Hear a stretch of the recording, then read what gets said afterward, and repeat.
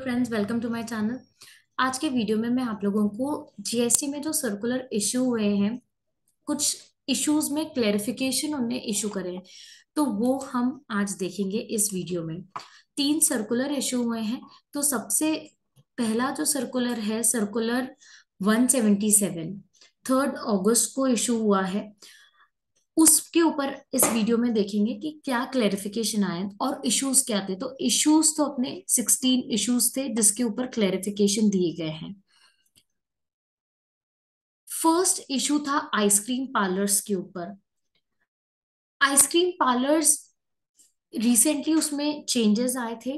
तो अब क्लेरिफिकेशन किस बात का था कि जब से जीएसटी आया है जुलाई 2017 से 5 अक्टूबर 5 अक्टूबर 2021, क्योंकि इसके बाद आइसक्रीम पार्लर्स के ऊपर उसको रेस्टोरेंट नहीं ट्रीट करा जाता है और 18% उनको जीएसटी देना पड़ेगा। विथ आईटीसी वो क्लेम कर सकते हैं। अगर वो रेस्टोरेंट, अभी तक रेस्टोरेंट में ही डाउट है कि वो रेस्टोरेंट है, तो 5% के हिसाब से उनको जीएसटी देना पड़ता था विथ नो आईटीसी। तो उसके उसके लिए ही इस पीरियड में क्या हो सकता है, क्योंकि इस पीरियड में तो कोई भी क्लेरिफिकेशन नहीं था।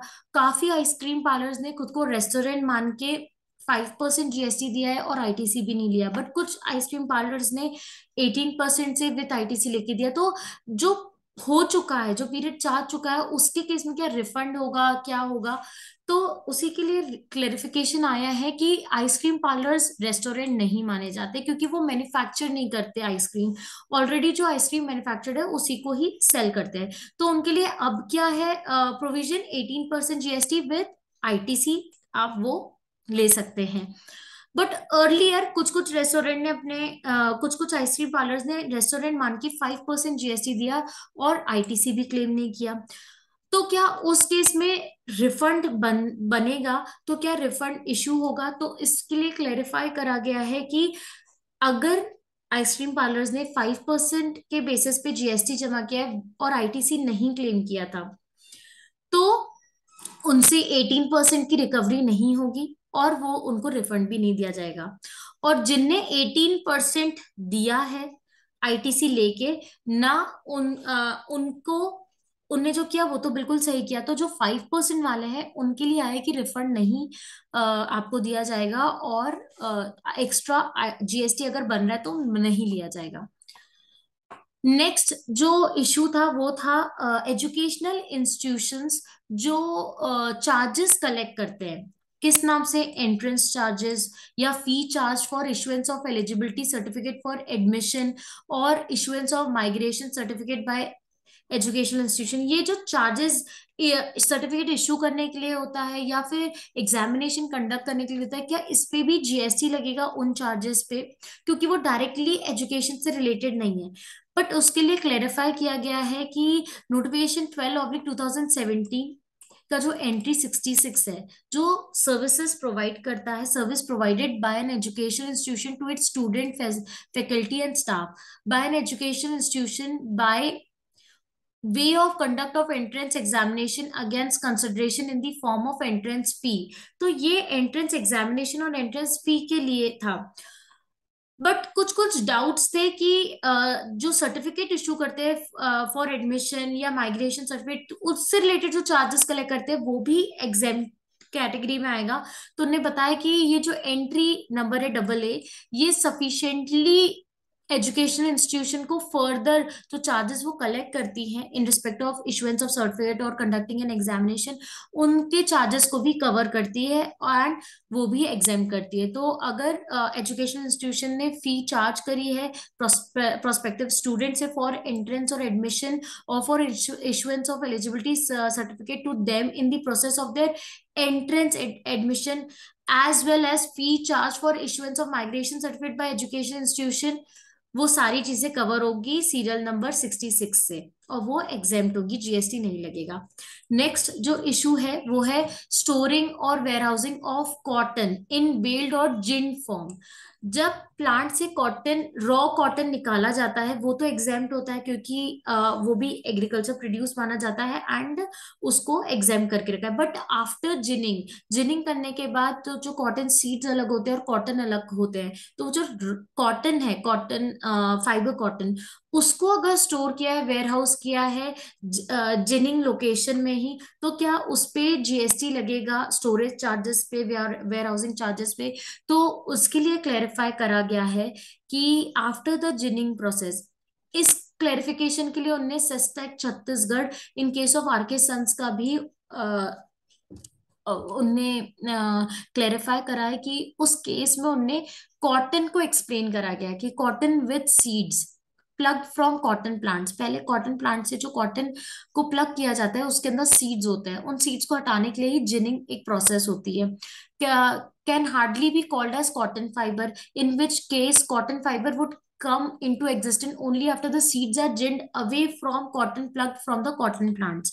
Cotton fibre obtained by ginning, after ginning process जो कॉटन फाइबर हमें मिलता है by ginning cotton plugged cotton plants is nothing but raw cotton, उसको भी रॉ कॉटन ही बोलते हैं क्योंकि उसको फिर फर्दर प्रोसेस करने के बाद उसका यूज होता है।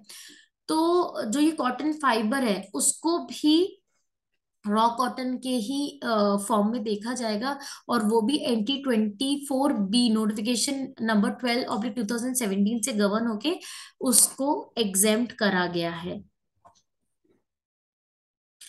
पर ये जो 28 जून 2017 की एंट्री नंबर 24B है उसके तहत तो ये एग्जेम्प्ट है, बट अनफॉर्चुनेटली जो एग्जेम्पशन है वो विड्रॉ कर दिए 18 जुलाई 2022 से। It may, however, be noted that this exemption has been withdrawn with effect from 18 July 2022. वो cotton fibre entry number 24B में इंक्लूड जरूर होगा, पर होल कॉटन की ही एंट्री विड्रॉ कर दी गई है, इसलिए उस पे जीएसटी एप्लीकेबल होगा। Whether exemption under serial number 9B of notification 12/2017 central tax rate dated 28 June 2017 covered covers service associated with transit cargo both to and from Nepal and Bhutan। तो इसके लिए भी रिप्रेजेंटेशंस आए थे कि जो एम्प्टी कंटेनर्स हैं, जब कार्गो जाता है इंडिया से नेपाल भूटान और वहां से रिटर्न टू और फ्रॉम दोनों कवर्ड है, बट जो एम्प्टी कंटेनर्स हैं जब रिटर्न होते हैं फ्रॉम नेपाल एंड भूटान, क्या वो डिलीवरी भी इसी एंट्री से कवर होती है और एग्जेम्प्ट होती है? तो उसके लिए क्लैरिफाई किया गया है, यस एंट्री कवर, इसी एंट्री के तहत एम्प्टी कंटेनर्स भी कवर होंगे, पर एक सिस्टम होना चाहिए टू आइडेंटिफाई कि जो कंटेनर्स गए थे उनका एक अलग यूनिक नंबर होगा, उसी को ही आइडेंटिफाई कर सकते हैं कि वही कंटेनर्स वापस भी आ रहे हैं from Nepal and Bhutan to India. वही अगर एम्प्टी कंटेनर्स आए हैं तो वो उनका ट्रांजैक्ट भी एग्जाम्प्ट होगा। नेक्स्ट है, अगर sanitation and conservancy services army को या सेंट्रल स्टेट गवर्नमेंट डिपार्टमेंट्स को सप्लाई करी जाती है तो क्या वो भी उस पे जीएसटी लगेगा या वो एग्जेम्प्ट होगी? तो नोटिफिकेशन नंबर 12/2017 में दो एंट्रीज बताई गई है कि entry number 3 and 3A which is related to pure service and composite service procured by central government, state government, union territories or local authorities for performing function listed in 11th and 12th schedule of the constitution। Constitution के 11th and 12th schedule से related अगर services central government service, state government, union territory, local authority, panchayat, municipality, ये अगर perform करते हैं तो वो services exempt रहती है, pure service, composite service exempt रहती है। अगर एंट्री नंबर जो 11th और 12th शेड्यूल में लिस्ट बताई गई उसके अलावा अगर कोई सर्विसेज प्रोवाइड होते हैं तो वो टैक्सेबल होंगे। तो वैसे ही अगर इंडियन आर्मी को और एनी अदर गवर्नमेंट मिनिस्ट्री और डिपार्टमेंट को 11th और 12th शेड्यूल में जो लिस्टेड है सर्विस उसके अलावा प्रोवाइड किए जाते हैं तो जीएसटी लगेगा, बट 11th और 12th शेड्यूल में वो सर्विसेज कवर्ड है तो वो एग्जेम्प्ट रहेगी under serial number 3 and 3A notification 12/2017। Next है issue selling of space for advertisement in souvenir, उसमें 5% जीएसटी लगेगा क्या? तो इससे रिलेटेड क्लेरिफिकेशन आया है कि जो नोटिफिकेशन आया था 11/2017 उसमें एंट्री नंबर 21 में बताया गया है, selling of space for advertisement in print media attracts GST rate 5%। Further इसी नोटिफिकेशन में प्रिंट मीडिया को डिफाइन भी किया है क्लॉज जेड टी में। Print media means books as defined in subsection 1 of section 1 of press and registration of books act 1867, but does not include business directories, yellow pages, trade catalogs, which are primarily meant for commercial purpose. अगर commercial purpose के लिए है तो उसमें 5% नहीं, higher rate attract होगा। But अगर other than commercial purpose है तो वो प्रिंट मीडिया में कवर होके 5% अट्रैक्ट होगा। बट इसमें सॉवियन कहीं पे भी इंक्लूडेड नहीं है। तो फर्दर जो बुक्स है, बुक्स की definition press and registration of books act 1867 में देखा। एंड उसमें बताया गया है कि books include every volume, part और division of a volume and pamphlets in any language and every sheet of music, map, chart और प्लान सेपरेटली प्रिंटेड। तो बुक्स की जो डेफिनेशन है वो इतनी वाइड है कि उसमें सोविनियर कवर होगा, एंड इस वजह से उस पे भी 5% लगेगा जीएसटी। नेक्स्ट जो इशू है वो है taxability and applicable rate of GST on transportation of minerals from mining pit head to railway siding beneficiation plant etc by vehicle deployed with driver for a specific duration of time। इसमें ये clarification की जरूरत थी कि अगर अगर vehicle को rent पे लिया है along with the driver to transport some minerals from one place to another place, तो क्या वो ट्रांसपोर्टेशन ऑफ गुड्स की डेफिनेशन में फॉल करेगा वो, या फिर रेंटिंग ऑफ व्हीकल। तो इसमें बताया गया है, इसमें क्लेरिफिकेशन ये आया है कि transportation of goods by road except GTA is exempt under notification 12/2017। But ये जिस प्रकार की सर्विस है इसमें हम व्हीकल को रेंट पे लेते हैं along with the driver, और वो specifically under the guidance of the recipient जो ले रहा है रेंटिंग पे, उसके गाइडेंस पे ही मूव होती है व्हीकल। तो इस वजह से जो दिस टाइप ऑफ सर्विस है वो rental service of transport vehicle with operator में आएगी, और हेडिंग नंबर 9966 पे कवर होगी, जिसमें 18% जीएसटी अट्रैक्ट होता है, ना ही ये ट्रांसपोर्टेशन ऑफ गुड्स में आएगी। The person who gives the vehicle on rent with operator can not be said to be supplying the service by way of transport of goods. तो इसलिए हेडिंग 9966 से ये सर्विस कवर होगी और इसमें 18% GST लगेगा। नेक्स्ट जो क्लेरिफिकेशन जो चाहिए था इशू पे वो था वेदर लोकेशन चार्जेस और preferential location charges PLC collected in addition to the lease premium for long term lease of land constitute part of lease premium, और upfront amount charged for long term lease of land are eligible for the same tax treatment। तो इसमें बताया गया है कि entry number जो notification 12/2017 है उसके एंट्री नंबर 41 में डिफाइन किया गया अपफ्रंट अमाउंट को। Upfront amount called as premium, सलामी, कॉस्ट, प्राइस, डेवलपमेंट चार्जेस और by any other name payable in respect of service by way of granting of long term lease. मतलब कि upfront amount में हर प्रकार का, आप उसको किसी भी नाम से बोले, payable in respect of service by way of granting of long term lease, अगर वो लॉन्ग टर्म लीज से रिलेटेड ही अमाउंट है तो वो प्रीमियम लीज प्रीमियम में ही इंक्लूड होगा और वो भी एग्जेम्प्ट होगा। नेक्स्ट है गेस्ट एंकर को जो ओनोरेरियम पे करते हैं उस पे जीएसटी एप्लीकेबल होगा क्या ऑन पेमेंट ऑफ ओनोरेरियम। जो टीवीज होते हैं, टीवी चैनल्स होते हैं, वो इनवाइट करते हैं गेस्ट एंकर को, और गेस्ट एंकर अगर जीएसटी में रजिस्टर्ड है तो वो भी जीएसटी कलेक्ट करता है along with the ओनोरेरियम charges.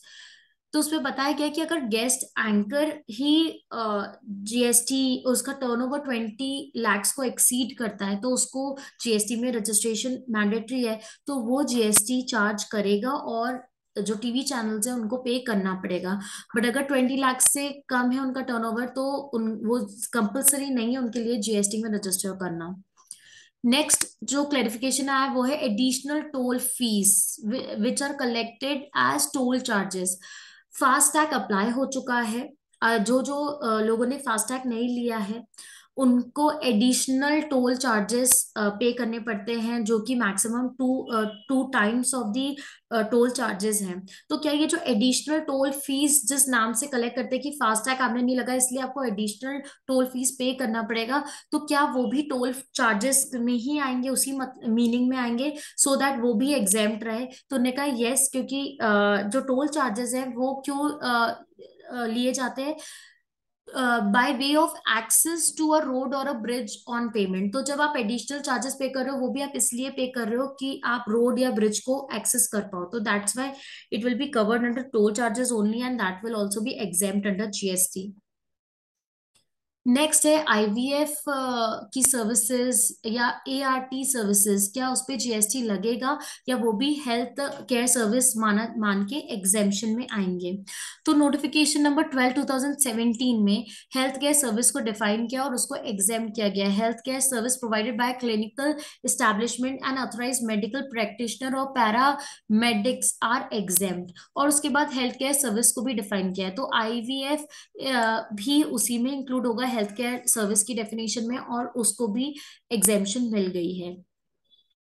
Next है, अगर डेवलप लैंड बेच रहा है कोई बिल्डर, तो उस पे जीएसटी लगेगा। तो इस पे भी काफी इश्यूज थे कि डेवलपमेंट चार्जेस अगर अलग से कलेक्ट कर रहे हैं तो डेवलपमेंट चार्जेस पे जीएसटी अट्रैक्ट होगा, और सेल ऑफ लैंड क्योंकि शेड्यूल 3 में कवर्ड है अंडर सीजीएसटी एक्ट, तो उस पे जीएसटी नहीं लगता। बट अगर आप अलग से नहीं साथ में ही कर रहे हैं तो इन दैट केस क्या होना चाहिए, एप्लीकेबिलिटी ऑफ जीएसटी और एग्जेम्पशन ऑफ जीएसटी।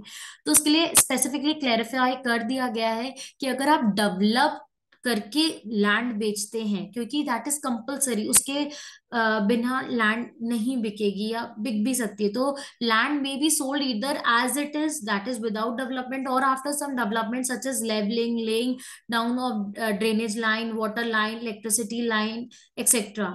तो this it is clarified that sale of such developed land is also sale of land and covered under by serial number 5 of schedule 3 and does not attract GST. तो अगर आप develop land बेच रहे हैं तो GST attract नहीं होगा, but साथ में उन्होंने ये भी कहा है कि it may be noted that any service provided for development of land like leveling, laying of drainage line as may be received by developer, अगर आप separately development charges receive करें तो उस पे जीएसटी अट्रैक्ट होगा।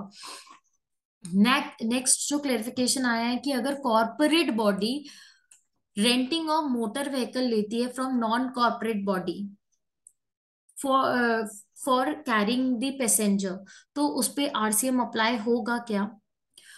ये डाउट क्यों आया है, क्योंकि टाइप ट्रांसपोर्टेशन एक पैसेंजर करके सर्विस होती है और एक होती है renting of motor vehicle design to carry passenger. दोनों ही सर्विसेज अलग अलग हेडिंग से कवर होती है। ट्रांसपोर्टेशन ऑफ पैसेंजर हेडिंग 9964 से कवर होती है, और renting of motor vehicle heading 9966 से कवर होती है। तो इसके लिए एक्सप्लेनेशन आया है कि renting of motor vehicle with operator for transport of passenger falls under 9966 and according to the explanatory note to heading 9966, the service covered here is renting of motor vehicle for transport of passenger for a period of time where the renter defines how and when the vehicle may be operated, determining schedule, routes, and other operational consideration.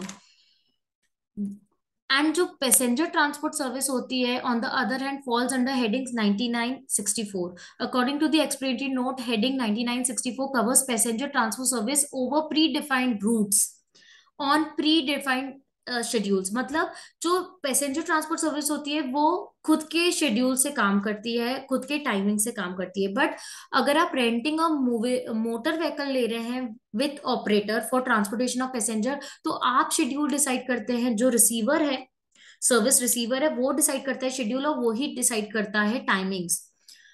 तो अगर specifically कोई body corporate ने rent पे लिया है motor vehicle with operator for transport of passenger, तो वो heading 9966 से कवर होगा, और उस हेडिंग में जो जीएसटी एप्लीकेबल है उसके तहत आरसीएम पे करेगा। नेक्स्ट जो क्लेरिफिकेशन है वो है whether hiring of vehicle by firm for transportation of their employees to and from work is exempt under serial number 15B, notification 12/2017, transport of passenger by non air condition contract carriage. इस entry में बताया गया है कि transport of passenger with और without accompanied belongings by non air condition contract carriage other than radio taxi for transport of passenger excluding tourism conducted tour charter और higher. तो इसमें जो हेडिंग है वो 9964 से कवर होगी।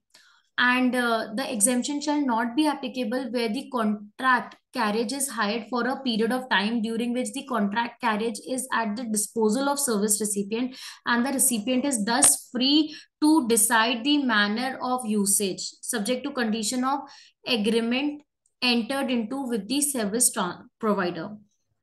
नेक्स्ट जो क्लेरिफिकेशन है वो है supply of service of construction supply installation and commissioning of dairy plant on turn key basis constitute a composite supply of work contract service and is eligible for concessional rate GST prior to 18 July 2022। तो जो turn key projects होते हैं for construction supply installation commissioning of dairy plant, it has been held by advance ruling authority of Bihar and Gujarat that the same does not result into immovable property and is therefore not a supply of works contract. This being so, such supply is not eligible for concessional rate of 12% applicable on the works contract supplied by way of construction, erection, commissioning or installation of original work pertaining to mechanized food grain handling system, machinery or equipment for unit processing agriculture produce as food stuff excluding alcoholic beverages। तो जो advance ruling authorities Bihar and Gujarat ने decide किया, पहले तो उन्होंने वो बताया है, एंड इसके बाद बताया कि prior to 18 July 2022 serial number 35F of notification number 11 prescribed GST 12% on the composite supply of works contract by way of construction, erection, commissioning or installation of original work pertaining to mechanized food grain handling system। इस 18 July 2022 से पहले इसमें 12% GST का rate applicable था। अब इस rate को बढ़ा दिया गया और इसमें 18% कर दिया गया है। तो अगर कंस्ट्रक्शन सप्लाई इंस्टॉलेशन कमिशनिंग हो रही है डेयरी प्लांट की ऑन टर्न की प्रोजेक्ट, तो वो कंसेशनल रेट पे नहीं है, 18% लगेगा। नेक्स्ट है tickets for private ferry use for passenger transportation. इस जो टिकट्स होती है उस पे क्या जीएसटी अप्लाई होगा? तो अगेन जो पैसेंजर ट्रांसपोर्टेशन है वो सीरियल नंबर 17 के डी नोटिफिकेशन नंबर 12/2017 से गवर्न होती है। Transportation of passenger by public transport other than predominantly for tourism purpose in a vessel between place located in India is exempt. तो अगर pure transportation of passenger है for public transport तो exempt है, but अगर उसमें tourism purpose के लिए use हो रहा है तो उस पर जीएसटी लगेगा। तो यहाँ पर क्लैरिफिकेशन ये आया था कि अगर प्राइवेट जो फेरी टिकट्स है प्राइवेट एजेंसी प्रोवाइड कर रही है ट्रांसपोर्टेशन की या गवर्नमेंट डिसाइड कर रही है, इससे एग्जेम्पशन या जीएसटी एप्लीकेबिलिटी डिसाइड नहीं होगी। वो अगर पब्लिक पर्पस के लिए ट्रांसपोर्टेशन सर्विस तो एग्जेम्प्ट है, बट अगर वो टूरिज्म पर्पस के लिए, मतलब कि ट्रांसपोर्टेशन में साइट सीइंग करवाया जाएगा, फूड ब्रेवरेजेस म्यूजिक अकोमोडेशन ये सब प्रोवाइड किया जाएगा, तो उस पर जीएसटी एप्लीकेबल होगा। जैसे शिकारा क्रूज एक्सेट्रा में है, तो अगर शिकारा क्रूज है उसमें क्योंकि टूरिज्म पर्पस इन्वॉल्व है, फूड ब्रेवरेजेस साइट सीइंग भी इन्वॉल्व रहता है, सिर्फ और सिर्फ पब्लिक ट्रांसपोर्ट पर्पस के लिए नहीं होता, तो इस वजह से उस पर जीएसटी लगेगा। बट ऐसी कोई ट्रांसपोर्टेशन है जिसपे टिकट चार्जेस लिए जा रहे हैं और वो सिर्फ ट्रांसपोर्टेशन पब्लिक ट्रांसपोर्टेशन के लिए, तो then it is exempt under serial number 17D of notification number 12/2017। तो ये कुछ इश्यूज थे जिसके लिए क्लैरिफिकेशन आया है। तो थ्रू सर्कुलर अब जो 45th काउंसिल मीटिंग में डिसाइड हुए थे क्लैरिफिकेशन, अब उन्हें थ्रू सर्कुलर इसे इशू कर दिया है। Other two circulars are also there but I will explain those circular in a separate video। So अगर आपको ये वीडियो हेल्पफुल लगा है, आपको एक सर्कुलर समझ आया, तो प्लीज इस वीडियो को लाइक करें, मेरे चैनल को सब्सक्राइब करें। मैं ऐसे ही एजुकेशन वीडियो बनाती रहूंगी। Thank you.